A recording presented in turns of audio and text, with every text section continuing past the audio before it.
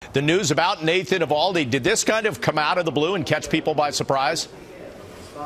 It really did. In fact, you'll hear from Joe Girardi and General Manager Brian Cashman in just a minute. But even Nathan Eovaldi himself said last time he was on the mound, he felt nothing. It wasn't until the next day that he realized there might be a problem. But this is the worst possible news for Eovaldi at the worst possible time, just due to the fact that the Yankees are trying to win the American League East. He has been one of their most consistent starters since the end of June, and he leads that entire staff with 14 wins this season. So they certainly do not want to lose Eovaldi. However, they're going to have to shut him down for 2 weeks. So I caught up with manager Joe Girardi as well as general manager Brian Cashman, and they have more details on Nathan Eovaldi.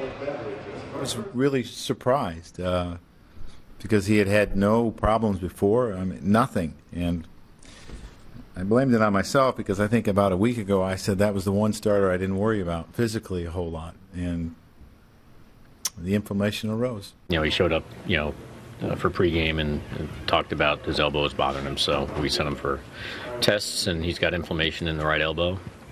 Doc recommends 2 weeks of complete shutdown, and then getting him going on a throwing program, which will probably take 2 weeks. He also talked about a little bit on Saturday was his start. Yeah, that mechanically he just felt he was off Saturday, and he was sore kind of all over. In a sense, which was fairly unusual. So I don't know if it has to do with the split, if it has to do with that day mechanically. It's hard to say, but it is something we have to deal with.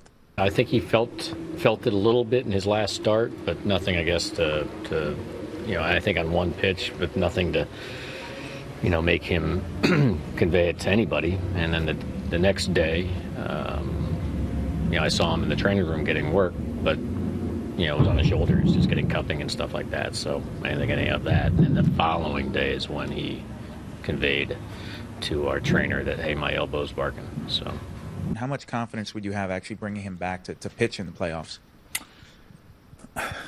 It might be a situation where if he's not built up, use him out of the bullpen. It's really hard to predict what we're going to have with him. So I'm not going to spend a lot of time racking my brain of what the possibilities are. Let's just see where he is in 2 weeks and keep our fingers crossed that we can get him on a throwing program and he can help us. And Nathan Eovaldi really didn't look like his old self his last two outings. He wasn't able to give them a ton of length. And if you look at the start against Tampa Bay in particular, had some control issues, walked 4 batters during that game. The previous 12 starts, though, he had an ERA under 3 and pitched at least 6 innings in all of those. But Eovaldi did say he didn't think it was anything in particular that he felt in his arm during that game. Joe Girardi said it was more of a mechanical issue. In fact, Larry Rothschild went to him on the mound during that game and said he doesn't think that he is finishing his pitches, and he explained that sometimes when you have a mechanical issue like that, you kind of force yourself and you put more strain on other parts of your body. He woke up the next day and felt pain in his shoulder, a little bit of soreness in his shoulder, in his arm, in his chest as well, and he thought it was all just related to those mechanical issues that he had in that Tampa Bay start. However, the other pain kind of subsided a little bit, the other soreness subsided a little bit, but his arm did not get any better. That's when the Yankees sent him to get an MRI. He did say he was relieved that it was just inflammation.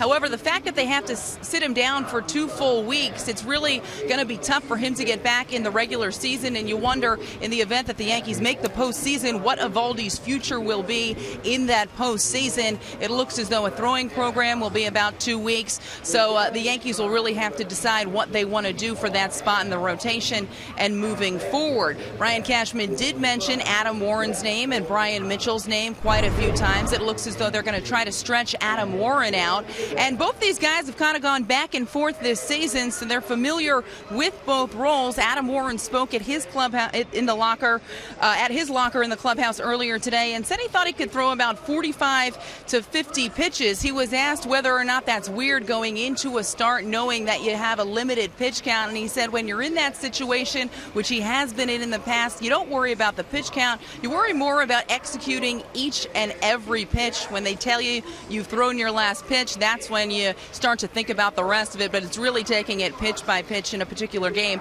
Although they have not officially announced that Adam Warren will in fact go into that rotation, it's just an option moving forward. All we know for the next couple of games is that CeCe Sabathia will start tomorrow, and then Luis Severino will start the first game when the Blue Jays are in town come Thursday.